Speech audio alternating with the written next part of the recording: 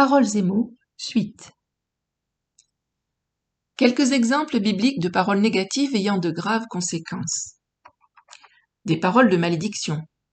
Genèse 31, verset 32. « Mais périt celui auprès duquel tu trouveras tes dieux. En présence de nos frères, examine ce qui t'appartient chez moi et prends-le. » Jacob ne savait pas que Rachel les eût dérobés.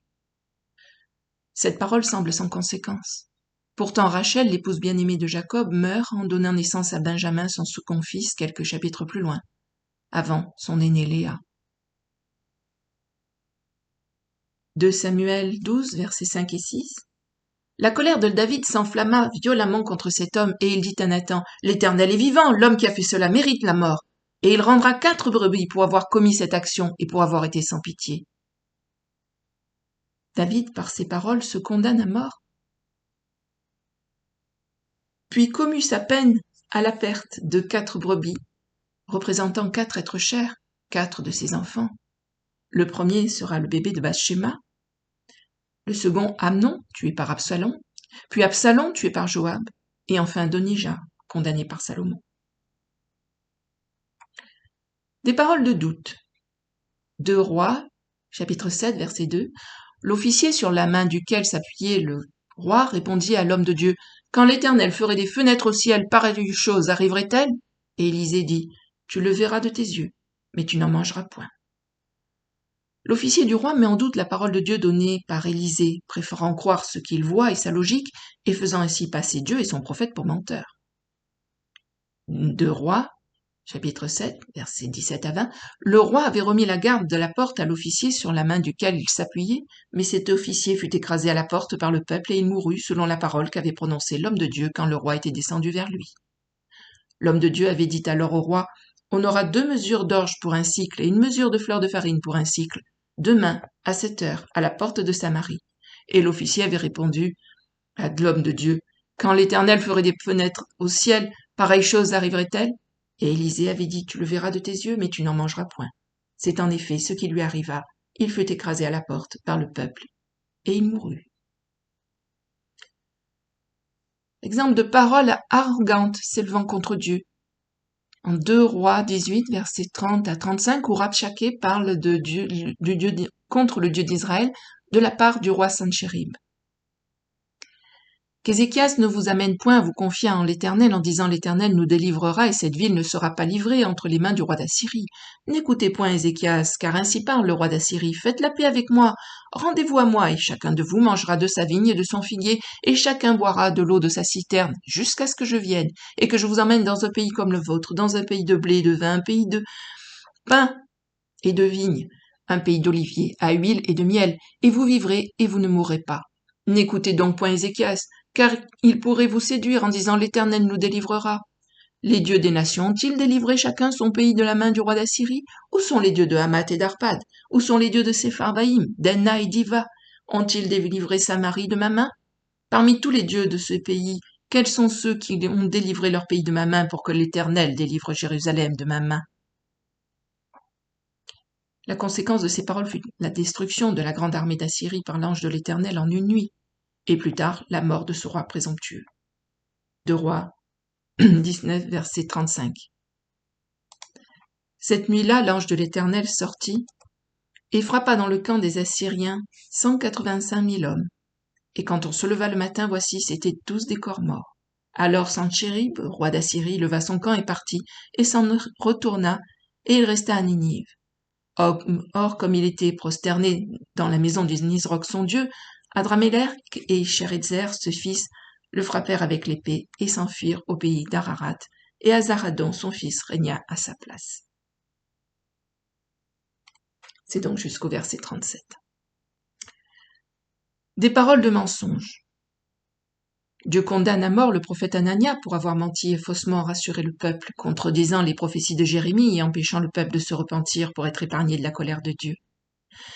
Jérémie 28, versets 10 à 17. Alors Anania le prophète enleva le joug de dessus le cou de Jérémie, le prophète, et il le brisa. Anania dit en présence de tout le peuple, « Ainsi parle l'Éternel, c'est ainsi que dans 2 années je briserai de dessus le cou de toutes les nations le joug de Nebuchadnezzar, roi de Babylone. » Et Jérémie le prophète s'en alla. Après qu'Anania le prophète eut brisé le joug de dessus le coude de Jérémie le prophète, la parole de l'Éternel fut adressée à Jérémie en ces mots. Va, et dis à Anania, ainsi parle l'Éternel, tu as brisé un joug de bois, et tu auras à sa place un joug de fer. Car ainsi parle l'Éternel des armées, le Dieu d'Israël. Je mets un joug de fer sur le cou de toutes ces nations pour qu'elles soient asservies à Nebuchadnezzar, roi de Babylone, et elles lui seront asservies. Je lui donne aussi les animaux des champs. Et Jérémie le prophète dit à Anania le prophète, écoute Anania, l'Éternel ne t'a point envoyé, et tu inspires à ce peuple une fausse confiance. C'est pourquoi ainsi parle l'Éternel, voici je te chasse de la terre, tu mourras cette année. Car tes paroles sont une révolte contre l'Éternel. Et Anania le prophète mourut cette année-là, dans le 7e mois. De même, dans le Nouveau Testament, Ananias et Saphira meurent pour avoir menti et triché contre Dieu et l'Église. Acte 5, versets 1 à 11. Mais un homme nommé Ananias, avec Saphira sa femme, vendit une propriété et retint une partie du prix, sa femme le sachant. Puis il apporta le reste et le déposa aux pieds des apôtres. Pierre lui dit, Ananias, pourquoi Satan a-t-il rempli ton cœur au point que tu mentes au Saint-Esprit et que tu aies retenu une partie du prix du champ? S'il n'eût pas été vendu, ne te restait-il pas? Et après qu'il a été vendu, le prix n'était-il pas à ta disposition? Comment as-tu pu mettre en ton cœur un pareil dessein? Ce n'est pas à des hommes que tu as menti, mais à Dieu. Ananias, entendant ces paroles, tomba et expira. Une grande crainte saisit tous les auditeurs. Les jeunes gens s'étant levés, l'enveloppèrent, l'emportèrent et l'ensevelirent. Environ 3 heures plus tard, sa femme entra sans savoir ce qui était arrivé. Pierre lui adressa la parole. Dis-moi, est-ce à un tel prix que vous avez vendu le champ? Oui, répondit-elle, c'est à ce prix-là. Alors Pierre lui dit, comment vous êtes-vous accordé pour tenter l'Esprit du Seigneur? Voici, ceux qui ont enseveli ton mari sont à la porte et ils t'emporteront. Au même instant, elle tomba aux pieds de l'apôtre et expira. Les jeunes gens étant entrés, la trouvèrent morte. Ils l'emportèrent et l'ensevelirent auprès de son mari. Une grande crainte s'empara de toute l'assemblée et de tous ceux qui apprirent ces choses. Une grande crainte devrait être aussi dans notre cœur, lorsque nous prononçons de mauvaises paroles.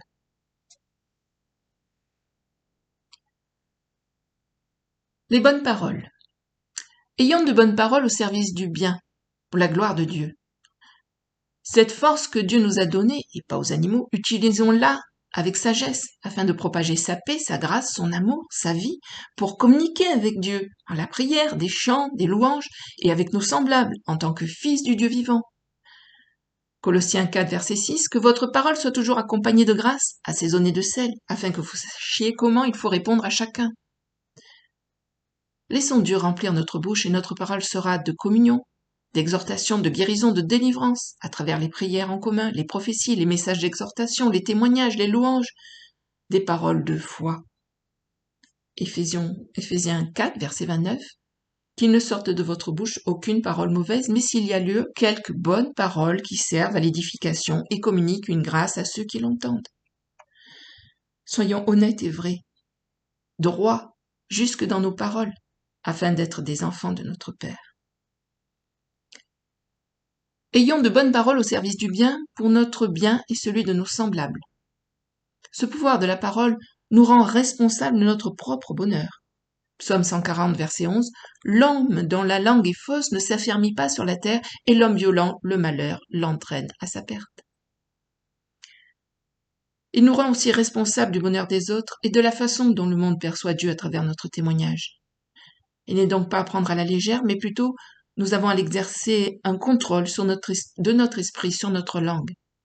Au quotidien, changeons d'attitude et d'état d'esprit au lieu de se plaindre, de râler pour le mauvais temps, les contretemps, les difficultés. Ayons de bonnes paroles, des paroles d'action de grâce pour remercier Dieu à tout propos. Le louer même dans les circonstances contrariantes.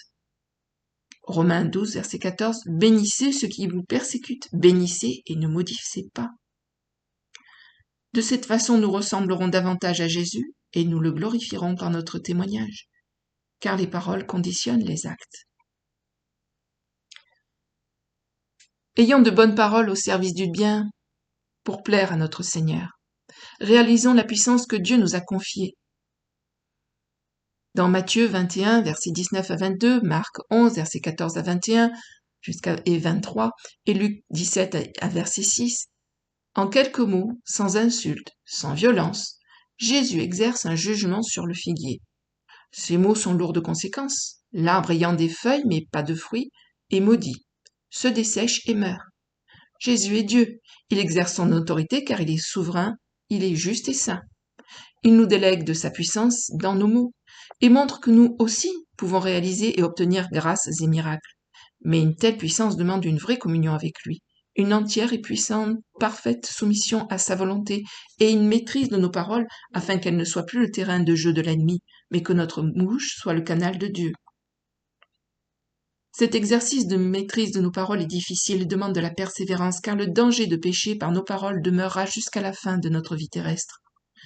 Jacques 3, versets 1 à 12, « Mes frères, qu'il n'y ait pas parmi vous un grand nombre de personnes qui se mettent à enseigner, car vous savez que nous serons jugés plus sévèrement. Nous branchons tous de plusieurs manières. Si quelqu'un ne branche point en parole, c'est un homme parfait, capable de tenir tout son corps en bride. Si nous mettons le mort dans la bouche des chevaux pour qu'ils nous obéissent, nous dirigeons aussi leur corps tout entier. Voici même les navires qui sont si grands et que poussent des vents impétueux sont dirigés par un très petit gouvernail au gré du pilote. De même, la langue est un petit membre et elle se vante de grandes choses. Voici comme un petit feu peut embraser une grande forêt. La langue aussi est un feu, c'est le monde de l'iniquité. La langue est placée parmi nos membres, souillant tout le corps et enflammant le cours de la vie, étant elle-même enflammée par la géhenne. Toute espèce de bêtes et d'oiseaux, de reptiles et d'animaux marins sont domptés et ont été domptés par la nature humaine, mais la langue aucun homme ne peut la dompter. C'est un mal qu'on ne peut réprimer. Elle est pleine d'un venin mortel.